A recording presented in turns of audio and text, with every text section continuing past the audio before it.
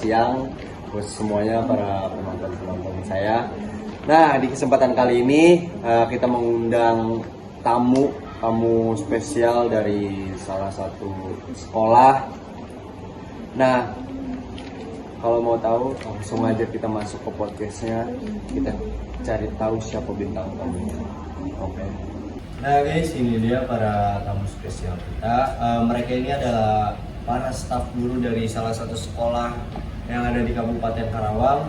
Nah, sekolah ini juga adalah sekolah yang lumayan terfavorit juga di Kabupaten Karawang, yaitu SMA Negeri 5 Karawang.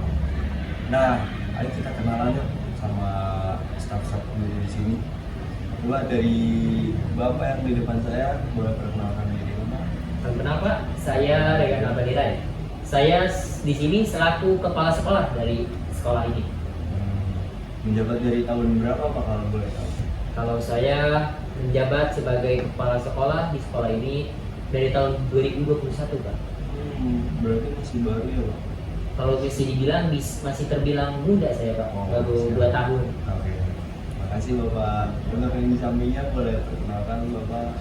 Perkenalkan, nama saya Ali Widianto. Saya di sini sebagai Wakasek dan saya masih terbilang baru juga karena masih jabatan saya di sini baru 1 tahun di sini. Terima kasih Bapak. Ya, Untuk yang di sampingnya, Ibu. Saya Amelia Berliana selaku guru BK. Oh, udah lama berarti Bu di sini? Baru-baru ini. Oh, baru-baru. Ya, terima kasih ya Bu. Untuk yang di sampingnya, Pak. Saya Bilal Fatir selaku staf guru di SMA 5 Karawang. Sebelumnya izin Bapak Ibu, saya Faiz. Saya menjabat sebagai Ketua OSIS periode 2023-2024. Di sini kita akan bahas yaitu yaitu tentang kesepakatan. Apa sih kesepakatan itu? Nah, kalian udah pada kenal kan sama tamu spesial kita hari ini. Nah, mumpung kalian udah pada kenal, langsung aja ke topik pembahasan pada siang hari ini itu apa? Yaitu topik pembahasan siang hari ini itu adalah kesepakatan di lingkungan sekolah. Nah, ya di sini ada beberapa pertanyaan. Untuk yang pertama untuk Bapak Regan yaitu selaku kepala sekolah. Ada pertanyaan nih Pak dari saya. Untuk yang pertama, apakah Bapak mempunyai sebuah kesepakatan di sekolah ini dengan para staf guru? Ya boleh izin menjawab Pak? Boleh. Pastinya saya punya. Karena kesepakatan dengan para staf guru itu harus. Karena ketika kita tidak mempunyai kesepakatan itu, maka kita tidak akan terjadi yang namanya keharmonisan di antara guru. Akan saling beradu argumen, beradu pola pikir. Jadi tidak akan kondusif suasana di ruang guru tersebut. Makanya harus dibuat yang namanya kesepakatan antara staf guru dengan saya kepala sekolah. Terima kasih Bapak. Kita lanjut ke pertanyaan yang kedua, yaitu apakah ketika Bapak membuat kesepakatan tersebut, membuatnya dengan hanya bermodalkan kehendak sendiri atau dengan mendiskusikannya dengan para staf guru? Yang pastinya saya membuat kesepakatan itu dengan berdiskusi dengan para staf guru. Karena jikalau saya membuatnya dengan kehendak sendiri, saya akan diprotes dengan para staf guru yang lain. Dan para staf guru yang lain akan kaget dengan kesepakatan yang saya buat sendiri. Ada yang mungkin yang tidak setuju dan tidak pasti akan ada yang melanggar kalau saya berkehendak sendiri. Makanya saya membuat kesepakatan itu berdiskusi dengan para staf guru yang lain agar satu pola pikir dalam kesepakatan itu. Agar semuanya setuju gitu ya. Betul Pak. Lanjut ke pertanyaan yang ketiga, apa tujuan Bapak membuat kesepakatan tersebut? Yang tadi saya jawab, yang di nomor pertama itu adalah salah satu tujuannya, yaitu untuk mengharmoniskan hubungan antara staf guru dengan saya, kepala sekolah sendiri, dan untuk mengumpulkan ide-ide pola pikir yang baik. Pola pikir yang baik kan banyak tuh pola pikir yang kita satukan untuk menjadi satu kesepakatan. Oke, makasih Pak. Kita lanjut ke pertanyaan yang terakhir nih Pak. Yaitu jika kesepakatan yang Bapak sudah buat ada pihak yang tidak setuju, bagaimana cara Bapak mengatasi masalah tersebut? Yang pastinya kalau ada pihak yang tidak setuju, maka saya akan rudikan dengan pihak tersebut bagian mana yang tidak setuju dengan kesepakatan tersebut dan apa yang akan dilakukan oleh pihak tersebut terhadap kesepakatan itu. Kalau pihak tersebut ingin mengubah kesepakatan itu, kita harus berdiskusi dulu dengan para staf guru yang lain untuk merubah, karena kita tidak boleh berpihak kita sendiri, karena kesepakatan ini dibuat oleh para staf guru yang lain. Jadi kita ketika mau mengubahnya atau menggantinya harus dengan izin staf guru yang lain. Jadi kalau jawaban simpelnya mah kita harus berdiskusi lagi. Oke, terima kasih Bapak Kepala Sekolah, itu Bapak Regan. Nah, kita lanjut nih. Ada pertanyaan untuk wakil Bapak Kepala Sekolah. Mohon izin ya Pak. Ya, izin bertanya. Nah, untuk pertanyaan yang pertama itu apakah Bapak Wakasek memiliki kesepakatan dengan Bapak Kepala Sekolah? Tentunya ada, karena di setiap sekolah juga pastinya akan ada kesepakatan antara Wakasek dengan Kepseknya tersebut agar sekolah itu menjadi nomor 1 dan menjadi lebih maju lagi. Langsung aja ya Pak ya, lanjut ke pertanyaan kedua. Itu selama ini kesepakatan Bapak dengan kepala sekolah berjalan dengan baik atau enggak? Untuk selama ini saya dengan Bapak Regan tersendiri, pemikiran kita satu untuk memajukan sekolah, untuk memajukan sekolah dengan nomor 1, dan kesepakatan kita di sini pun satu pemikiran yang dimana kita membuat kesepakatan yang bisa membuat sekolah ini tuh lebih baik dari dulu. Berarti Bapak dengan Bapak Regan udah saling kerjasama gitu ya? Ya, buat udah terbangun chemistry-nya tersebut. Terima kasih. Lanjut ke pertanyaan selanjutnya, yaitu apakah ada kesulitan dalam melaksanakan kesepakatan yang telah dibuat oleh Bapak Kepala Sekolah? Kesulitannya mungkin ya karena karena bisa aja pemikiran kita berbeda. Iya. Jadi ada yang salah paham mungkin ataupun yang lainnya, tetapi apapun itu untuk peraturan tersebut kita pastikan peraturan itu yang terbaik. Kita lanjut lagi ke pertanyaan yang selanjutnya. Apakah kesepakatan Bapak dan Kepala Sekolah mengganggu kegiatan Bapak di rumah? Untuk itu sendiri ya, untuk kesepakatan ataupun yang lain itu saya menggunakan waktu luang saya di rumah ataupun udah menyiapkan waktu untuk membuat peraturan atau berbincang dengan kepala sekolah di waktu-waktu yang sudah saya siapkan. Jadi saya tidak mengganggu waktu-waktu lain untuk bermain dengan keluarga ataupun yang lainnya. Jadi sudah ada waktunya, Sudah dijadwalkan gitu. Nah, di sini ada pertanyaan yang terakhir nih Pak. Ya. Pertanyaan yang terakhir yaitu apakah tujuan dibuatnya kesepakatan antara Bapak Kepala Sekolah dengan Bapak Wakil Kepala Sekolah? Tujuannya itu kita di sini membuat peraturan yang terbaik untuk guru, untuk siswa agar lebih baik lagi, dan semuanya harus bisa menaati karena itu yang udah terbaik untuk sekolah ini. Dan saya harapkan siswa dan segala macam yang ada di sekolah ini bisa menggunakan atau menaati peraturan yang kita buat dari Kepsek dan Wakasek untuk menaati peraturan tersebut. Oke, terima kasih Bapak Iya, atas sama-sama. jawabannya.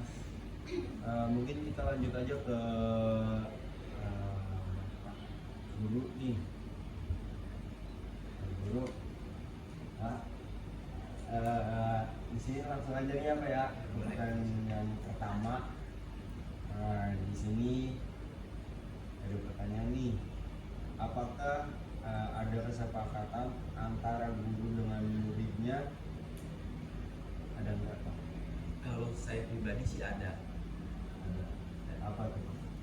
Jadi waktu baru pertama kali saya masuk ke kelas, saya dengan murid kelas tersebut saya membuat peraturan ataupun kesepakatan. Iya.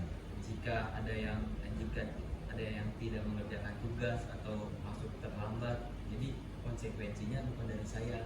Jadi siswa juga yang buat peraturannya, bukan saya doang, jadi siswa juga. Jadi Kayak diskusi gitu Iya. antara guru dan siswa. Terima kasih Pak.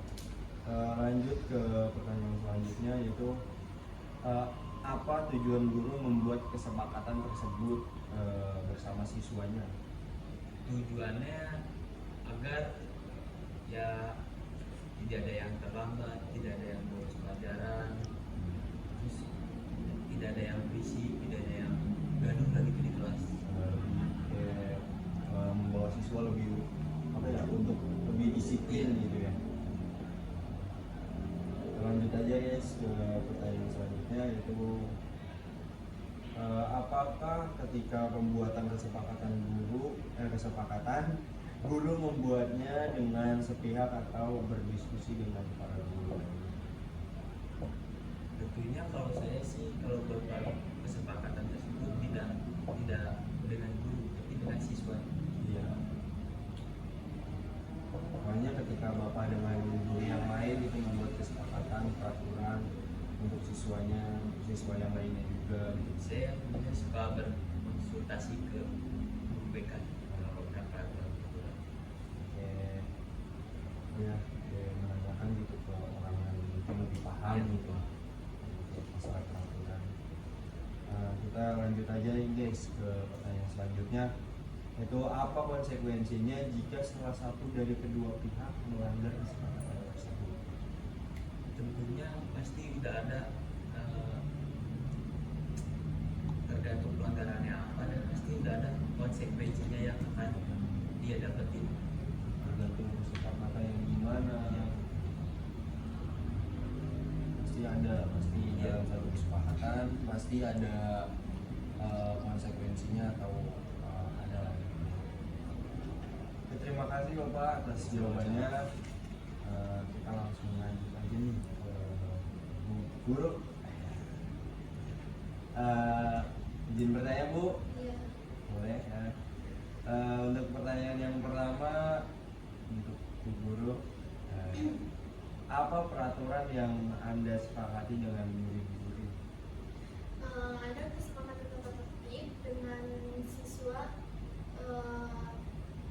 kayak sangat penting itu dalam menjalankan peraturan agar menaati peraturan. Lanjut lagi guys ke pertanyaan yang selanjutnya. Jika ada murid yang melanggar, apakah harus masuk ke ruang BK? Ya, menurut saya agar dapat arahan dan orang yang melakukan kesalahan agar tidak melakukan kesalahan yang sama lagi. Cukup lah ya jawabannya udah cukup. Kita lanjut ke pertanyaan selanjutnya, yaitu jika ada murid yang masuk BK, Anda memberikan hukuman sesuai masalah yang dia perbuat atau semua hukumannya sama? Kan ada hukuman ringan dan ada hukuman yang berat. Ya, saya berikan hukuman itu sesuai dengan perbuatan dia sendiri. Dan